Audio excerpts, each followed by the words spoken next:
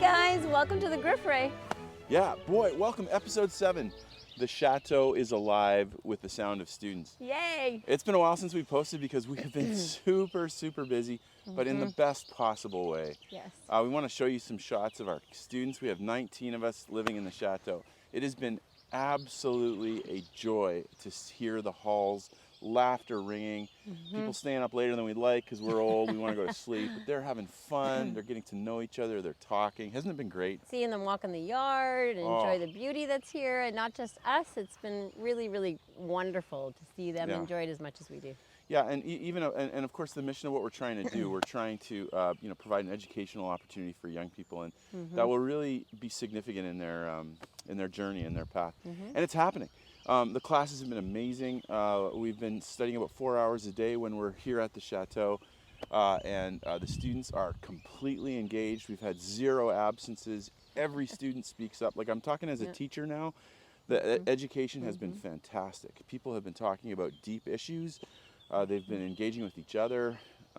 Meals have been incredible. We'll talk about meals in a second, but watching them sit with different people, different meals, and get to know each other, absolutely fantastic.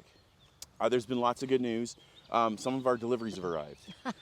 Yes, they have. Finally. And things are coming along. Maybe they finally know where we are. Yeah. I don't know. What do we get, Les? What do we get? Goodness, we got countertops. We got We've countertops. had Amazon deliveries. That's the big one. Yeah. But in the salon, oh, we got a couple chairs. Yep. They even showed up. That's good. More seating, always important with all these people. I know we're still missing one couch in there, but we have 2 new chairs that are really nice, and you're looking at them as we talk.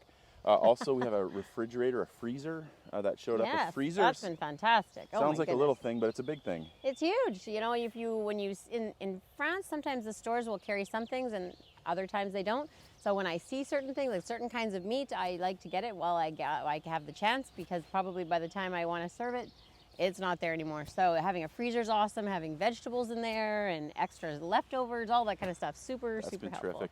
And the big one, of course, the Ikea countertops finally came. Now, we've been salty to Ikea. We gave them 10,000 euro this last year buying kitchen stuff, so it took them about half a year. It was rough, and probably a couple of dozen phone calls and visits to get it out. Finally, maybe it's more the delivery guys, but it wasn't. I mean, they showed up. We paid extra for delivery. I won't be too salty, but I will be a little salty. They showed up with 2 guys that couldn't lift it. So fortunately, we had 6 or 7 of our own guys to help. Yeah, it was. And it was good timing in the end. And we put it in. We couldn't have done it. No, the 2 of us would have, and with them not sending delivery people to move it, which is a little bit ironic. Installation people is what I'll stop. We thought Also, they were coming. And they didn't really give us enough overhang either. No, you can look at the ledge. I know. But it still looks great, and it's a reasonable deal. It's not plywood. It's nice and solid. It's going to be great. Yeah. Yesterday was a joy. So we're really excited that our friends Jason and Danica did make it. Our friend Debbie did not. COVID kept her, and our teachers we weren't able to bring either, so we're understaffed. But there's 4 of us. Yeah, we're making it. And they have been just wonderful. We couldn't do it without them. Nope. Jason's running to the bakery every morning to get the stuff. Danica's jumped into the kitchen. She has. We actually grabbed them because we wanted them to be student deans. They're both super good with people, and they've been getting to know all of our students. Yeah. And they're still doing that, but they're also doing extra stuff. They're doing double time. Yeah, both of them. It's been awesome. And so even the yard, we've started to conquer this grass that COVID kept us from mowing since last August. So I mean, you've seen shots of the grass being taller than the mower. I know. And our Bubs Bingley here is whining for us to throw a ball to him as we film this, and he is having just his best life because now I've done it. Now he's going to keep wanting it. Because Jason and Danica have a son, Kellen, and so the dog and his boy, boy and his dog. They've been playing a lot. It's been awesome. Have a great time. So Bing was maybe a mammoth fan of Paris while we were gone. There's not a lot of places for dogs in Paris. Yeah. But here he was thrilled to be back home. He just sat in the yard and wagged his tail for no reason. This is also cool. We had some friends from Wisconsin who told us that a delivery was going to come our first day of class. And sure enough, 10 a.m., this wonderful dessert was delivered, 19 for the 19 students starting class that day. Isn't that great? The students, I told you the classroom's been going good. We're doing 3 classes: Introduction to French Culture and Society, European Cultural Geography, and Survey of the New Testament. We've launched into the first 2, and so when we're spending 4 hours a day. We're talking about the New Testament. We're actually reading through it. I'd love to play you a clip. Now, here's your trigger warning. If you really don't like religion, skip about a minute here, because I'm going to show you some of the students reading some of my favorite passages, some of the favorite verses from what some consider the greatest speech ever, the Sermon on the Mount. That's a sermon Jesus gave in Matthew 5-7. Really some powerful stuff. Here's a couple clips. I'm just seeing our students talking about it. Now when Jesus saw the crowds, he went up on the mountainside and sat down. His disciples came to him, and he began to teach to them. He said, "Blessed are the poor in spirit, for theirs is the kingdom of heaven. Blessed are those who mourn, for they will be comforted. Blessed are the meek, for they will inherit the earth." You are the salt of the earth, but if salt has lost its taste, how shall its saltiness be restored?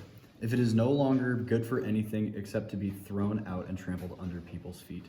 You are the light of the world. A city set on a hill cannot be hidden.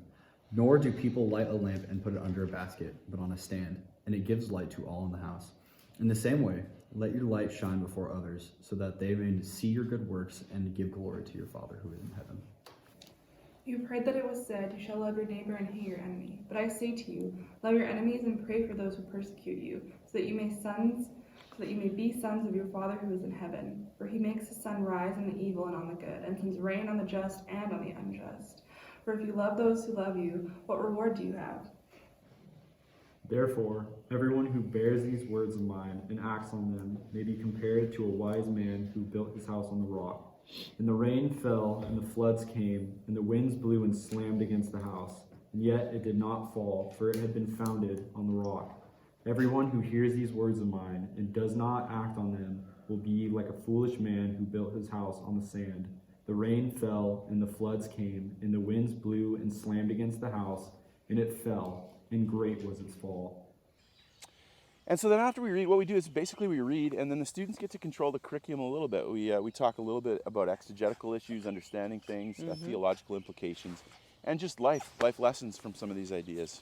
So it's been powerful, even within the first few days. Really, really good discussions. Yes, for example, I just finished off class, and Eli and just had to go get ready for supper. But class is all done, and I come back into the room, and what are they doing? They're still talking about class. They're interested in the topic.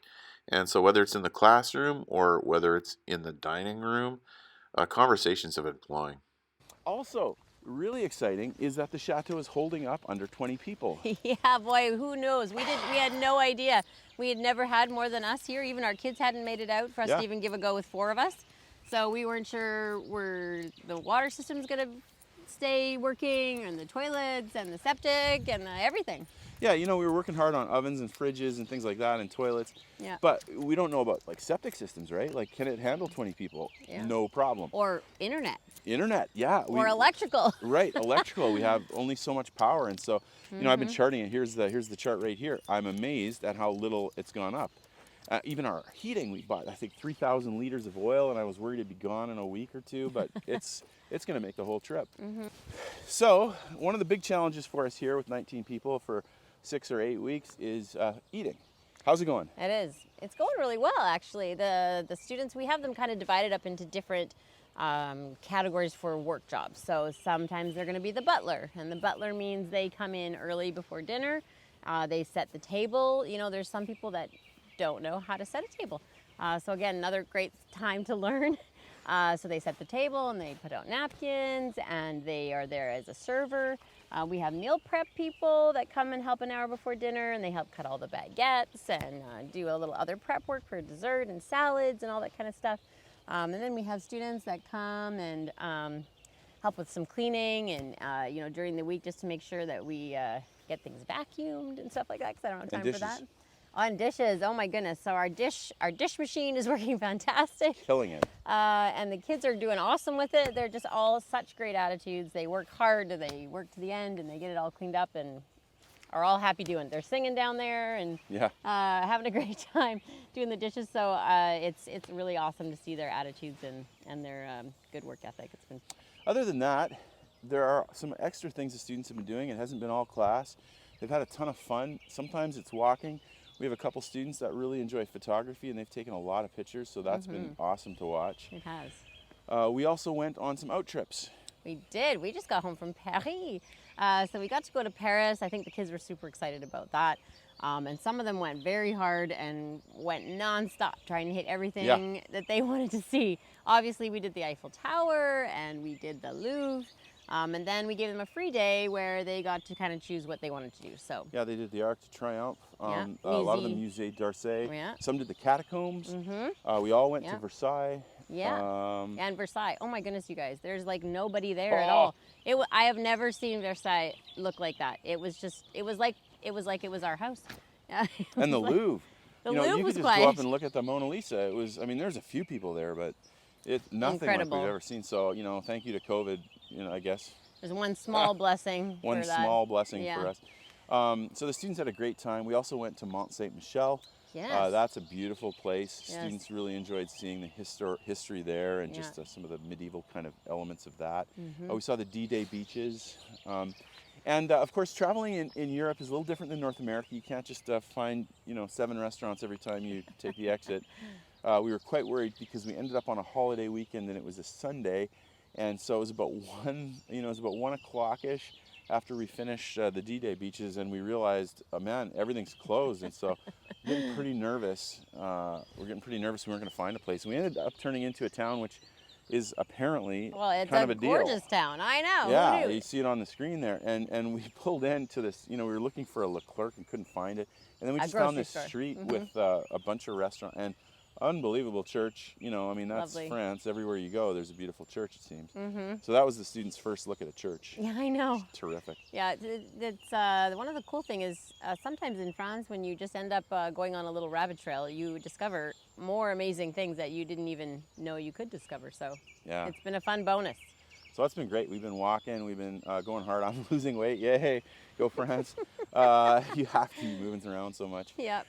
Also, the students have made their own fun in the Chateau. Now, whether it's biking around or walking, they also play a game called Chateau Mafia. I'd love to show you a little clip. Basically, what's happening here is the college students, you know, at the start of the game, they pick a couple of killers. It's like a murder mystery. Exactly. It's like a real-life murder mystery. Turn off all the lights. It's dark. Yeah. Somebody gets tagged on the head and they die, and then everyone has to try to figure it out. Who did it? Absolutely Who fun. did it? I actually Yeah. live streamed it on Facebook. And I know one of our girls, Ellie, I think her parents were watching, and I turned out to be the killer. So I was first person live streaming, Oh, and boy. anyways, I killed their daughter on camera. It was Funny. I think they enjoyed that. Not to make light of stuff. They also watch some movies and they play card games. Yeah. Again, it's just beautiful to hear the joy and the laughter. If I can say this too, you know, the young people have been trapped for a whole year with COVID. Yeah. And honestly, I don't want to go off on this too much. Like, obviously it's been a serious situation with the pandemic, and the health, you know, precautions are Crisis. smart and important. But man, the burden we laid on young people, guys, you know, it was not super risky for them being they're young, and I get that they can transmit it to their older relatives, but we essentially took a year of their life and just said, you guys got to shut down. And that's not how young people operate. They need the social life more than some of us older folks. So watching them interact here after a year of this has it's been just incredible. been incredible. It's like Yeah. this thing has been released and they're able to, you know, we're all quarantining together. We all tested. 3/4 of us have been vaccinated or have had it. So we're trying to be safe, but watching them interact with each other, it's just wonderful to see humanity come back together. So that's probably been my favorite part of the last couple of weeks. I agree. It's been wonderful. So we're doing good. You know, we're not without problems. We'll go back to that. But sorry we haven't got a lot of videos up. Super busy, working day and night. Yeah. But just having a great time, and it's been wonderful. We're thankful to God for bringing us the students and France for letting them into the country. Yeah. And look at the blue sky. Oh, Today, finally, we have lovely weather. Yeah. That's a joy. yeah. So thanks for watching. This has been episode 7, season 2. The Chateau is alive with the sound of students. See you later, guys. Have a good day.